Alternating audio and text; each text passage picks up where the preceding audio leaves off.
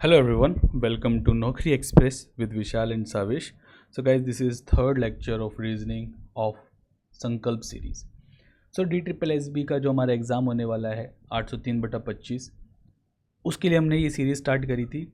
ये सीरीज़ ना ही सिर्फ DSSB बल्कि जो आपका TGT PGT के एग्ज़ाम होने वाले, इनफैक्ट जो भी आपके DSSB के अंदर आने वाले एग्ज़ाम हैं उन सभी के लिए इम्पोर्टेंट है. सो कंटिन्यू करिएगा इस सीरीज़ को, बहुत ज़्यादा इंपॉर्टेंट है. बिकॉज एग्ज़ाम ऐसा नहीं है कि आपका MTS के अंदर कोई ये वाले क्वेश्चन बन रहे हैं तो आपका जो ASO का एग्ज़ाम होगा या फिर कोई और सा एग्ज़ाम होगा उसके अंदर IT असिस्टेंट का एग्ज़ाम होगा तो उसके अंदर मैथ्स के क्वेश्चन या फिर रीजनिंग के क्वेश्चन कहीं अदर ही वर्ड से बन के आ जाएंगे. क्वेश्चन आगे पीछे यही घूमते हैं, बस वैल्यूज़ चेंज होती हैं. तो ये सीरीज़ आप लोग भली MTS के अगर स्टूडेंट नहीं हैं, DSSB के अंदर किसी और के एग्ज़ाम के लिए भी प्रिपेयर करो ना, फिर भी ये वाली सीरीज़ आप लोगों को देखनी है, मैंडेटरी है गाइज ये. बाकी अगर आप लोगों को PDF चाहिए तो आप लोग व्हाट्सएप ग्रुप ज्वाइन कर लीजिएगा, वहाँ पर ये PDF मैं आप लोगों को शेयर कर दूंगा. ओके, ये एक सेकेंड, ये हमारा व्हाट्सएप ग्रुप है, यहाँ पर आप लोग ज्वाइन कर लीजिएगा. सो यहाँ पर आप लोगों से बोला गया है, बड़ा ही ईजी सा क्वेश्चन है ये. आपसे बोला गया है सर, देखो मैंने हिंदी इंग्लिश दोनों में लिख रखा है, बट अभी मैं इंग्लिश के अंदर क्वेश्चन सॉल्व कर रहा हूँ बिकॉज हिंदी के अंदर मैं कर देता हूँ. हिंदी कोई भी मतलब हिंदी आ रहा नेटिव लैंग्वेज तो कोई भी कर लेगा हिंदी से तो, बट इंग्लिश वाले बच्चों मतलब जिसको इंग्लिश में करना होगा उसके लिए थोड़ी सी दिक्कत हो जाएगी, इसलिए मैं इंग्लिश के अंदर सॉल्व कर रहा हूँ. हिंदी में तो आप लोग वैसे भी पढ़ ही सकते हो. इधर मुझे बोला गया how many such consonant are there each of which immediately preceded by a consonant and immediately followed by a consonant. यानी कि सर ऐसे कितने कॉन्सोनेंट है जो प्रेसिडेड का मतलब प्री. अच्छा, अब तक अपने 2 लेक्चर हो चुके हैं ना इसके. आप लोगों ने फर्स्ट लेक्चर के अंदर देखा होगा इस टाइप के काफ़ी ज़्यादा क्वेश्चन, मतलब काफ़ी क्वेश्चन हमने करे हैं ना. मतलब अगर भी कुछ क्वेश्चन थे उसमें 2-3 क्वेश्चन तो हमने करे हैं.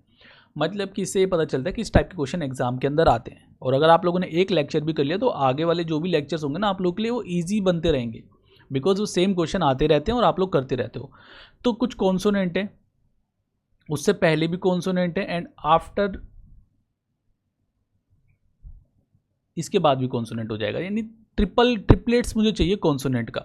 तो आप कर कह सकते हो, आप लोग जो वॉवल्स है ना उसको एलिमिनेट करो, है ना. वॉवल से एलिमिनेट कर लीजिए. वॉवल कौन कौन से होते हैं sir? A E I O U, these are vowels. So vowels cancel कर दीजिए, जहाँ भी आप लोग को ट्रिपलेट दिखेगा वो आपका आंसर हो जाएगा. Triplets. Okay, so triplet of consonant is HLLL और एक second HLL and LLU. Sorry you कहाँ से आ गया यार.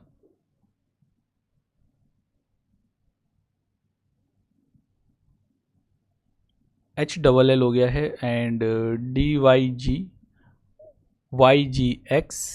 और बस. सो आंसर 3 यानी कि option 4 is the correct answer. Carefully करना है, कंसेप्चुअली तो कुछ मुश्किल नहीं होता, बट आप लोगों को ये क्वेश्चन केयरफुली ही करना होता है. सिली मिस्टेक होने के चांसेस ज़्यादा रहते हैं. If all the symbols are dropped from the series which of the following will be the 6 from the left.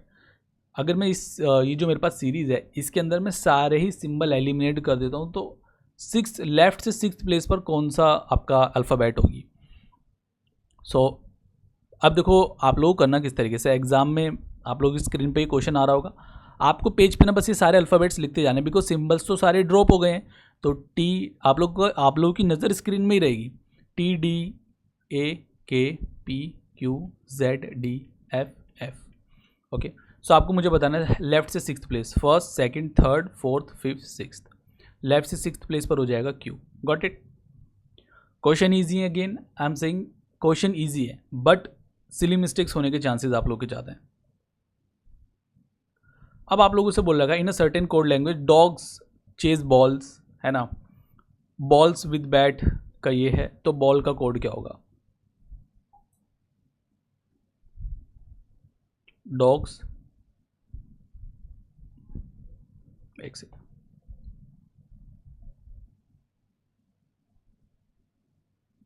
Chase balls तो ZAWCDE balls with bat GHFPWC तो आपको बॉल्स का कोड बताना है। सर बॉल्स का कोड क्या होगा? Balls दोनों में ही कॉमन है, तो मुझे एक ऐसा कोड देखना है जो दोनों ही सीरीज़ के अंदर कॉमन होगा। WC, तो बॉल्स का कोड क्या हो जाएगा sir? WC। Next, ABCDEFG are sitting around a circular table facing in the centre. 1 2 3 4 5 6 7 centre की तरफ इन्होंने फेस कर रखा है। B sits third to the right of E। B जो है E के थर्ड राइट में है। लेट्स से अगर E को मैंने इधर प्लेस कर दिया तो B E के थर्ड राइट में। देखो थर्ड यहाँ पे थर्ड राइट है ना, तो इन दोनों की देखो ये गैप, थर्ड राइट का मतलब है 3 का गैप है। और जब भी बीच वाले पर्सन की बात होती है ना, between the person is 1 less than of the gap, यानी जो बिटवीन है, जो भी इनके बीच में पर्सन बैठे होंगे ना, वो गैप से एक कम होते हैं। ये बात आप लोग सीटिंग अरेंजमेंट में भी ध्यान रखिएगा, और ये बात आप लोग नंबर रैंकिंग के अंदर भी ध्यान रखिएगा, वो भी वहाँ भी बहुत काम आती है। यानी कि अगर मैं यहाँ पर बात करता हूँ बी और ई के बीच में कितने लोग बैठे होंगे? 2 लोग बैठे होंगे ना, और बी जो है ई के राइट में है, तो यहाँ पे 2 पर्सन मैंने बीच में छोड़े और बी ई के राइट में हो जाएगा। बी का ई का राइट ये हो जाएगा और ई का लेफ्ट ये रहेगा। Got it? देखो हालांकि इसमें कुछ मुश्किल नहीं है, आप लोग सीधा सीधा बोल सकते हो sir B is third to the right of E, यानी first right, second right, third right. But क्या है कि ना, बिटवीन वाले से होता क्या है कि सिली मिस्टेक होने के चांसेस ना के बराबर हो जाते हैं। ऐसे सिली मिस्टेक आप लोग कर देते हो और कन्फ्यूजन भी क्रिएट रहती है। A sits immediately left of B. अब बी का लेफ्ट कौन सा है सर? ये रहा। ए इसके इमीडिएट लेफ्ट में है ना। F is the immediate neighbour of D and G. F D और जी का इमीडिएट नेबर है, यानी सर एफ डी और जी का इमीडिएट नेबर है, यानी मुझे 3 प्लेस सीधे सीधे खाली चाहिए ना। ये रहे 3 प्लेस सीधी सीधे खाली, मीन्स एफ तो इधर आ जाएगा, और डी और जी का मुझे कंफर्म नहीं है, तो मैं इस तरीके से लिख देता हूँ सर डी और जी, इस तरीके से मैंने लिख दिया ना। ठीक है, आगे मुझसे बोलेगा C sits second to the right of G. C जो है जी का सेकंड राइट में है। एक बात मुझे बताइए, अगर मैं जी को इधर बिठा देता हूँ, जी का राइट इधर होगा, जी का लेफ्ट इधर जाएगा ना। अगर आप लोगों को लेफ्ट राइट का क्लियर नहीं हो पाता है ना, तो आप लोग ना उसी पर्सन की जगह पर अपने आप को बिठा के देखा करो। जैसे अगर मैं जी की जगह अपने आप को बिठाता हूँ, तो मेरा राइट ये जाएगा, मेरा लेफ्ट ये जाएगा।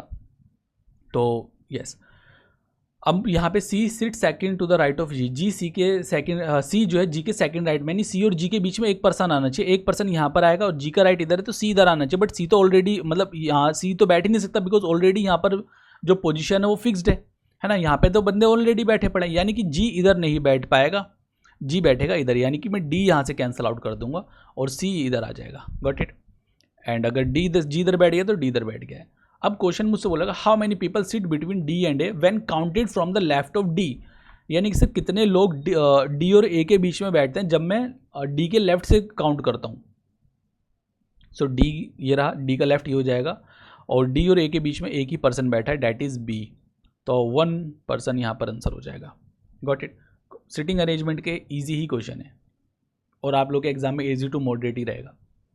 मिंट का कोड ये दे रखा है, नीटो का कोड ये है, आप लोगों को कोड बताना है ओ का क्या होगा। क्लियर है? MINT 5863 INTO 3786। ओ का कोड मुझे बताना है क्या होगा। आई से आई कैंसिल हो गया, एन से एन कैंसिल हो गया, टी से टी कैंसिल आउट हो गया, तो ओ का यहाँ पर भी मैं नंबर कैंसिल आउट करूँगा। 8 से 8 कैंसिल आउट हो जाएगा, 6 से 6 कैंसिल आउट हो जाएगा, 3 से 3 कैंसिल आउट हो जाएगा, ओ का कोड हो जाएगा 7। So option 1 is the correct answer. यहाँ पर मुझसे बोलेगा STUVY and Z live on 6 different floor on the same building. Lower most floor को नंबर 1 बोला गया है, उससे ऊपर फिर 2 है, इसी तरीके से टॉप मोस्ट फ्लोर को 6 बोला गया है। तो 6 5 4 3 2 1। आप लोगों ने इससे पहले वाले लेक्चर के अंदर भी देखा होगा कि पजल के क्वेश्चन अच्छे खासे पूछे गए हैं। तो बस आप लोगों को कुछ नहीं करना, आप लोगों को बस ये सीरीज देखनी है।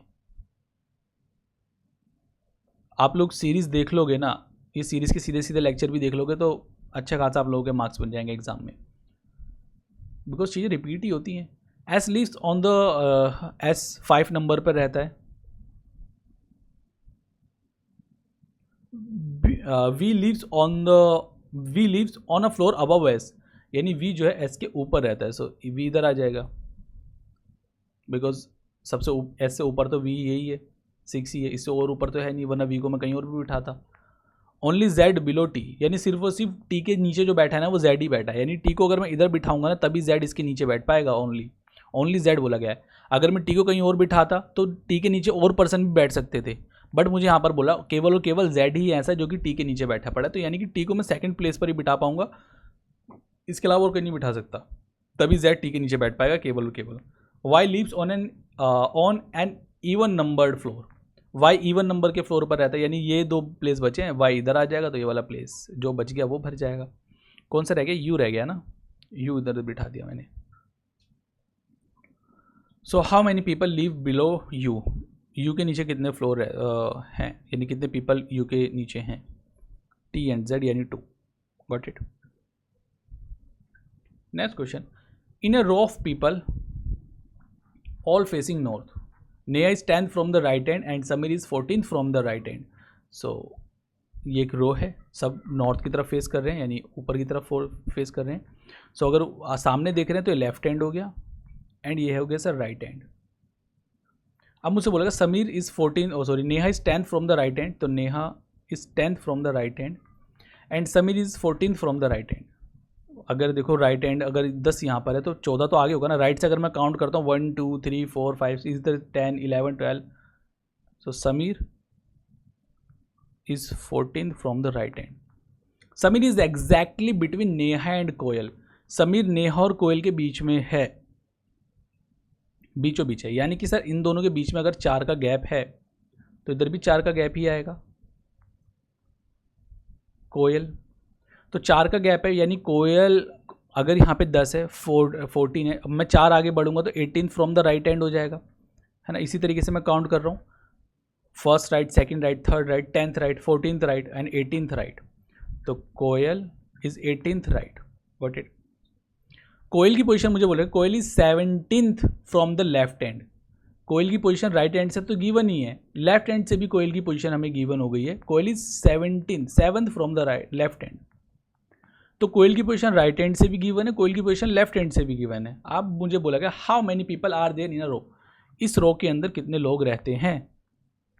हमने फॉर्मूला पढ़ा था total is equals to L + R - 1, यानी मुझे टोटल नंबर ऑफ पर्सन्स निकालने हैं, मैं इन दोनों को ऐड करूंगा, उसमें से 1 माइनस कर दूंगा। मैं अब फॉर्मूला लिख भी देता हूँ, total is equals to L + R - 1, got it.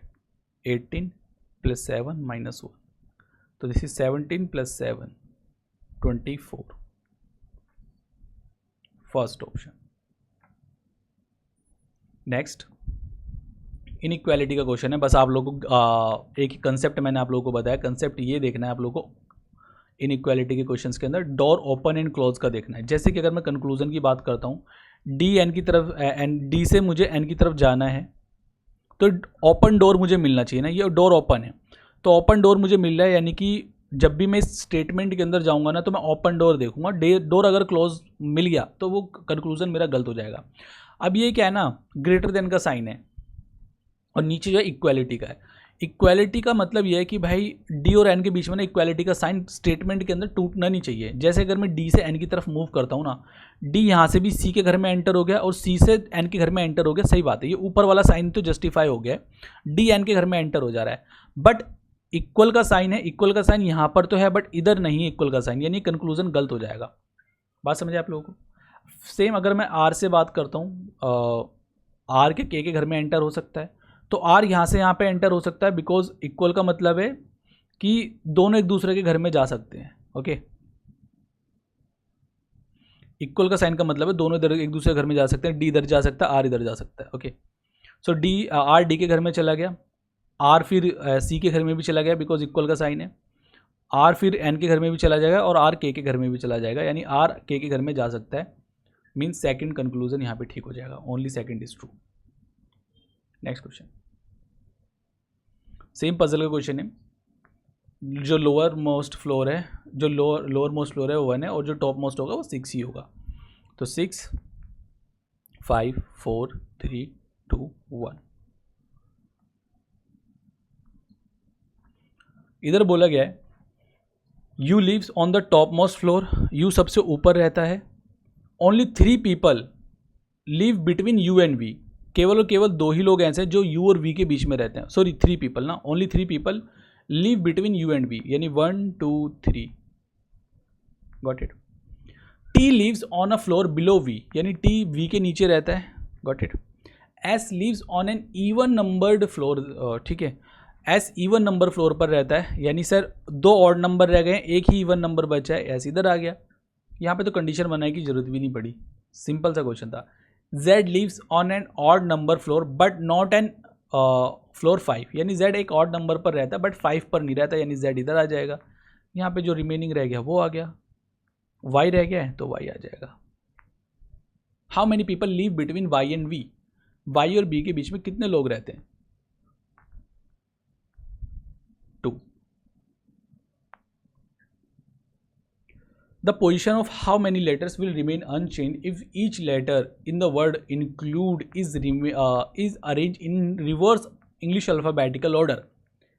Means कितने सर लेटर्स ऐसे जो कि इंक्लूड के अंदर अनचेंज रहेंगे अगर मैं इसको रिवर्स इंग्लिश अल्फाबेटिकल ऑर्डर में लगा देता हूँ। सब देखो करने का तरीका सबसे बढ़िया यही है, आप लोग से सिली मिस्टेक नहीं होगी। क्वेश्चन तो कंसेप्चुअली मुश्किल नहीं है, बस आप लोगों को रिवर्स में लगाना है और फिर चेक करना है कि सर कितने ऐसे लेटर्स हैं जो अनचेंज है, यानी जिनकी पोजीशन चेंज नहीं हुई है। क्वेश्चन कंसेप्चुअली मुश्किल नहीं है, बट सिली मिस्टेक्स इसके अंदर होने के चांसेस हैं। तो आप करो क्या, इसकी प्लेस वैल्यूज़ आप लोगों को पता होनी चाहिए। जैसे I9 होता है, N14, C3, L12, U21, D4, E5, okay. 21 लिख दीजिए, अब 21 हो गया है, 14, देन 9 10 12, देन आपका 9 5 4 3। अब अगेन वही नंबर लगा दीजिए, 9 14 3 12 21 4 एंड 5। सो ऐसे कितने नंबर हैं जो कि अनचेंज्ड हैं? ओके, अनचेंज नंबर मुझे बताने हैं 1 2, सिर्फ और सिर्फ 2 ही ऐसे नंबर हैं जो कि अनचेंज्ड हैं। ऑप्शन सेकंड करेक्ट हो गया। जस्ट कोडिंग डिकोडिंग का क्वेश्चन है। मूवी इन थिएटर जूम, आपको पूरा नहीं लिखना, बस आप लोगों को पता होना चाहिए कि इसका मतलब क्या है। जैसे थिएटर मैंने इस तरीके से लिख दिया, रिक्वायर्स मैंने इस तरीके से लिख दिया, स्किल्स मैंने ऐसे लिख दिया। पूरा लिखने की जरूरत थोड़ी ना, बस मुझे तो आंसर ही जस्ट चेक ही तो करना है कि इसका कोड क्या होगा। मुझे बताना है सर थिएटर का कोड क्या होगा ना। थिएटर दोनों में कॉमन है, इधर मैं देखता हूं तो क्या कॉमन है, जू। So Q is a father of R and R is a brother of S. R is a brother of S, guys. S is the wife of T. How is Q related to T? Q T से क्या, Q T का क्या लगता है, यानी Q के बारे में मुझे बताना है, Q के बारे में बताना है भाई, Q T का क्या लगता है। तो Q T का क्या लगता है, Q जो है T की वाइफ का फादर ही तो है ना। Q is a father of T's wife, है ना। तो मदर्स ब्रदर है क्या क्यू टी की मदर का भाई है? नहीं, वाइफ का फादर है ना, क्यू टी की वाइफ का फादर। ऑप्शन सेकंड करेक्ट होगा। Again is a question from sitting arrangement. A B C D E F and G are sitting around a circular table facing the centre. एक second,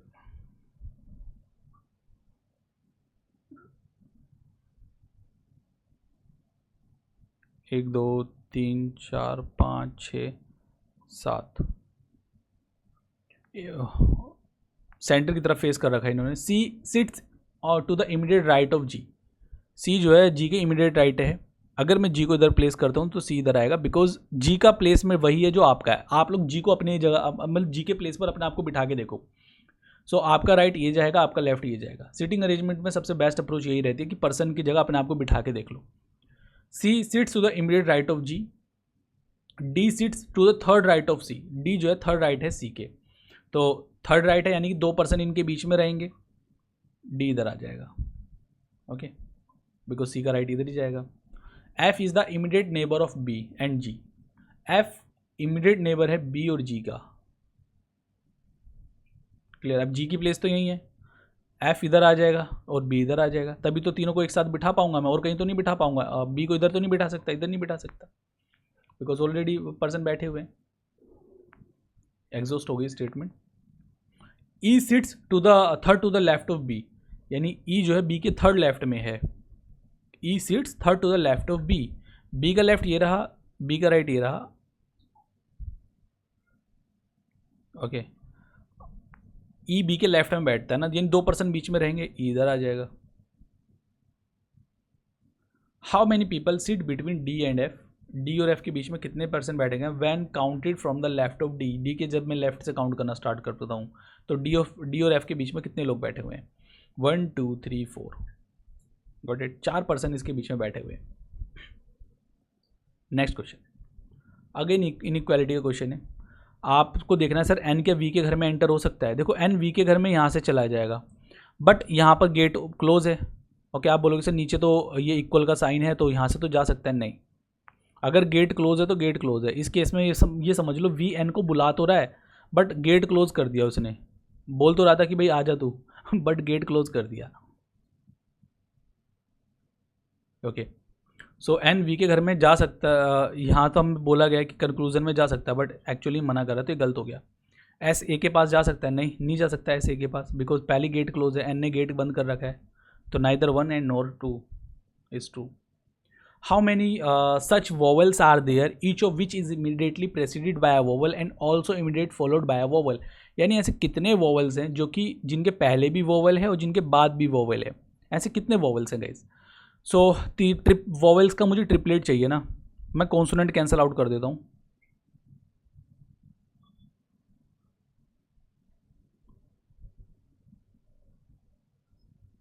M Q T S F, तो आप लोगों को कहीं vowel का triplet दिख रहा है? नहीं दिख रहा तो 0 आंसर होगा इधर, ठीक है, कहीं नहीं है triplet.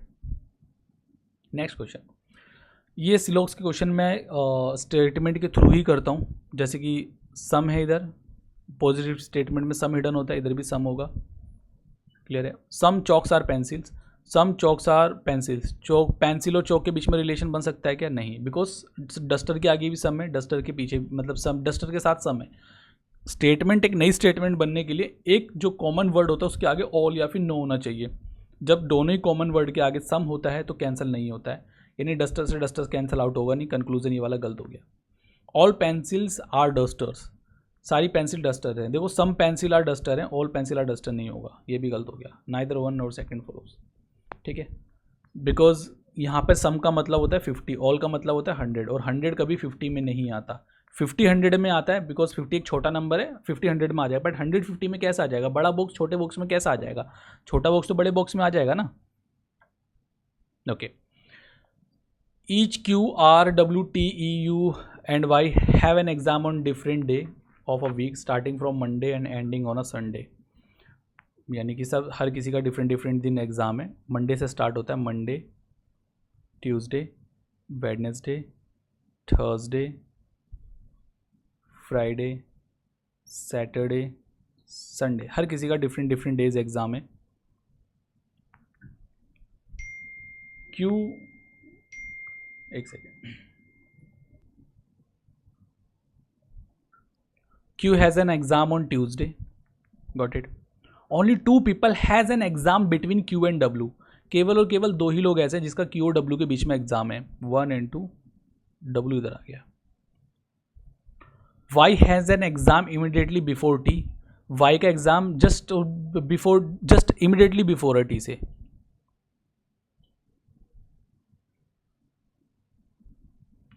E has an exam immediately after R, E का जो एग्जाम है E के R के बाद है। Only 1 person has an exam between T and R, केवल और केवल एक ऐसा पर्सन है जिसको T और R के बीच में एग्ज़ाम है ना। मैं यहाँ पे 2 केस बनाता हूँ, this is case 1, this is case 2, Q and W,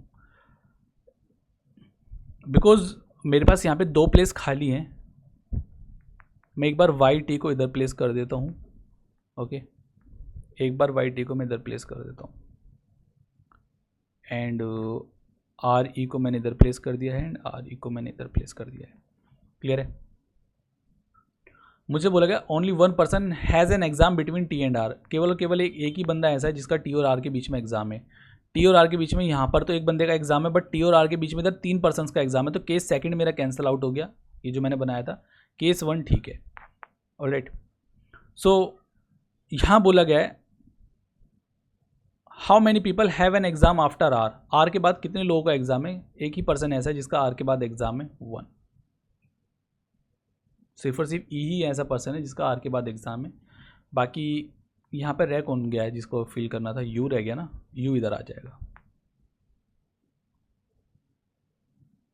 चलिए, how many such vowels are there each of which immediately preceded by a consonant and also immediately. ये आपको होमवर्क है, आंसर करिएगा, ठीक है। इसका आंसर आप लोगों को मिल जाएगा पीडीएफ के अंदर, जो कि ग्रुप में आप लोगों को मिल जाएगी।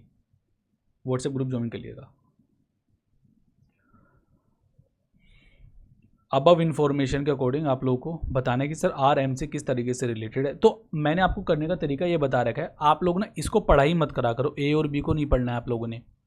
आप लोगों को सिर्फ कोड पे ध्यान देना है और इसके मतलब को ध्यान देना है कि इसका मीनिंग क्या है। जैसे कि डॉलर को अगर मैं देखता हूँ तो वाइफ है, यानी कि R is the wife of N. इस तरीके से आप लोगों को नहीं करना है, वरना सिली मिस्टेक कर दोगे इस क्वेश्चन के अंदर। हैशटैग ब्रदर यानी N is a brother of T. At the rate sorry percentage यानी T is a father of D.